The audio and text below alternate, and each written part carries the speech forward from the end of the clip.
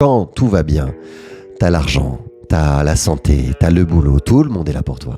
Mais quand tu commences à avoir un coup de moins bien, ton business commence à battre un peu de l'aile, ton couple bat un peu de l'aile, t'as un décès, c'est là. C'est là où tu vois les personnes sur qui tu peux compter, les personnes fiables. Et nous, on veut deux choses en fait en amour. On veut une personne, alors, sauf si c'est un consentement mutuel où on veut avoir des relations avec d'autres personnes que notre partenaire, mais à ce moment-là, si on est libertin, c'est un choix et les deux sont dans ce cas de figure. Mais bon, si c'est pas le cas, le libertinage, on veut deux choses finalement d'amour.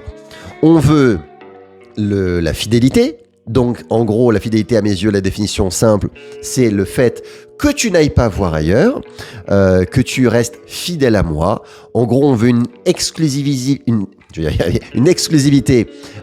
émotionnelle, sentimentale et sexuelle avec notre partenaire. Ça, c'est la fidélité. Et on veut surtout quelqu'un de loyal. Loyal, c'est pas pareil que fidélité. Loyal, c'est celui qui, même quand tu vas pas bien, il est toujours là. C'est typiquement cette dame que je vois hier avec son mari, ils ont un énorme business, mais avant d'avoir cet énorme business, quand ils ont été en couple, il était dans la merde, il était Banque de France, il était il était limite à la rue. Qu'est-ce qu'elle a fait? Il l'a accueilli chez elle. Elle avait 2 enfants, il avait 2 enfants. Et ben, elle a accueilli tout le monde.